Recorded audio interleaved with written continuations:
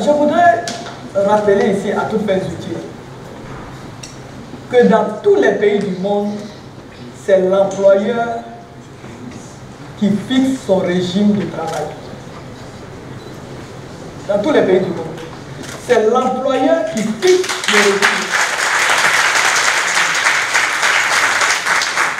Vous-même, journaliste, ce sont vos employeurs qui vous disent quand est-ce que vous devez travailler, comment est-ce que vous devez travailler, etc., etc. Et vous voyez, et cela change d'un pays à un autre. Dans des pays comme le nôtre, les gens travaillent le lundi jusqu'à vendredi. Ils ne travaillent pas le samedi et le dimanche. Quoique avant, en Côte d'Ivoire, les Ivoiriens travaillaient du lundi au samedi. Les élèves allaient à l'école le lundi, le mardi, le mercredi. Le jeudi, ils n'allaient pas à l'école. Ils allaient à l'école le vendredi et le samedi. Ça, c'est l'État de Côte d'Ivoire qui avait décidé. À un moment donné, l'État de Côte d'Ivoire, le même, décide que les fonctionnaires ne travaillent plus le samedi. C'est l'État qui a décidé, c'est le gouvernement qui a décidé. Vous voyez qu'à travers le monde, il y a des pays où ça ne travaille pas le vendredi, mais ça travaille le samedi, ça travaille le dimanche. Surtout dans les pays islamiques.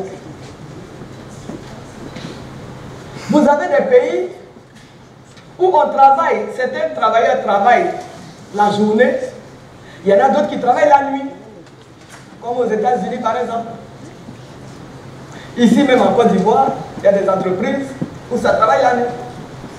Donc c'est l'employeur qui fixe le régime de travail. Ce n'est pas le contraire, ce n'est pas l'employeur qui le fait. Ça c'est deux. Et deuxièmement, je ne sais pas si on peut projeter le canton Montréal. La Côte d'Ivoire était l'un des rares pays au monde, je ne dis pas en Afrique, je ne dis pas en Europe, je ne dis pas aux États-Unis, l'un des rares pays au monde où les enfants allaient à l'école faire leur apprentissage en 4 jours sur 7. Le canton Montréal ivoirien est parti de 800 heures. Bien avant même, on était à 600 heures. À aujourd'hui, 1020 heures. Mais si vous regardez, nous avons une grille, je ne sais pas si peut-être qu'on ne peut pas présenter, mais nous avons une grille où la Côte d'Ivoire même est en 20e position en termes de canton Montréal. Parce que je l'ai dit, le rendement d'un enfant, les résultats d'un enfant dépendent du nombre d'heures, le nombre d'heures auquel l'enfant est exposé à l'apprentissage. C'est-à-dire le nombre de jours où l'enfant est à l'école.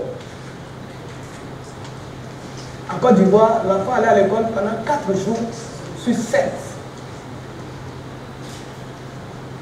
En Côte d'Ivoire, les enseignants travaillaient pendant 4 jours sur 7.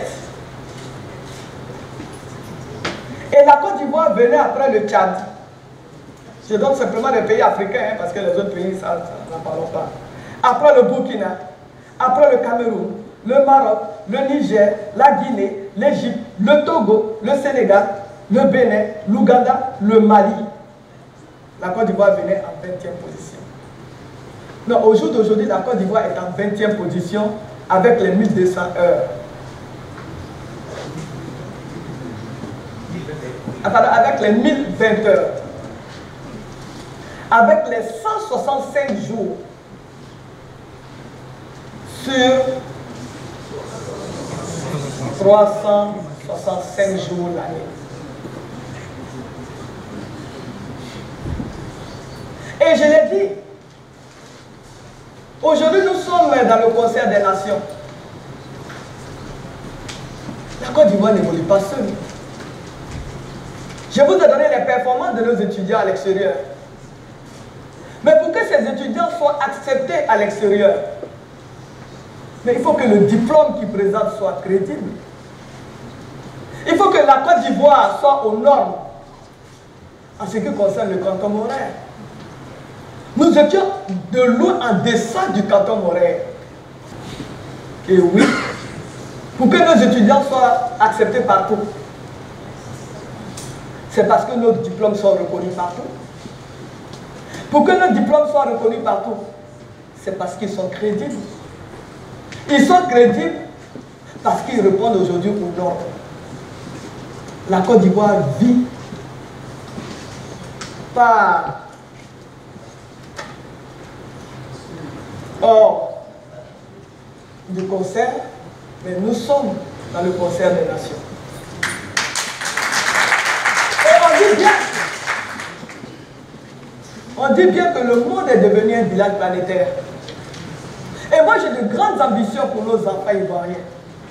Je suis fier aujourd'hui, quand je suis invité aux cérémonies de graduation à travers le monde. Ce sont les universités qui m'invitent. Grâce aux performances de nos étudiants dans ces universités, l'on m'invite à ces cérémonies de distinction. Mais parce que nos enfants sont brillants. Parce que nos enfants sont compétents. Oui, parce que nos enfants aujourd'hui reçoivent une bonne formation. Oui, parce que des efforts colossaux sont faits par les uns et les autres, à commencer par le président de la République. Parce que tout ce que nous faisons, c'est grâce à sa vision. Pour qu'on puisse disposer de 6% du PIB, nous, secteur éducation-formation, c'est grâce à la vision du président de la République. C'est grâce à l'ambition qu'il a pour la Côte d'Ivoire, un pays émergent. Et pour que la Côte d'Ivoire soit émergente, oui, il a conscience, comme nous avons tous conscience, qu'il faut un capital humain bien formé, des ressources humaines de qualité, des ressources humaines compétentes.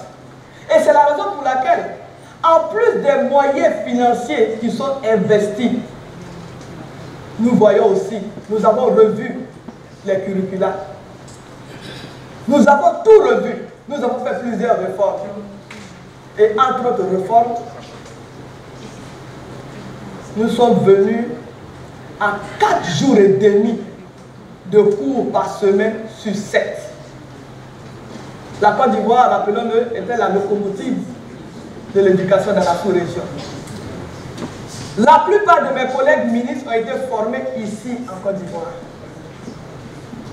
Nous voulons reprendre notre place de locomotive de l'éducation dans la sous-région. Nous tenons à ça. C'est notre ambition. C'est notre ambition. Et c'est notre ambition.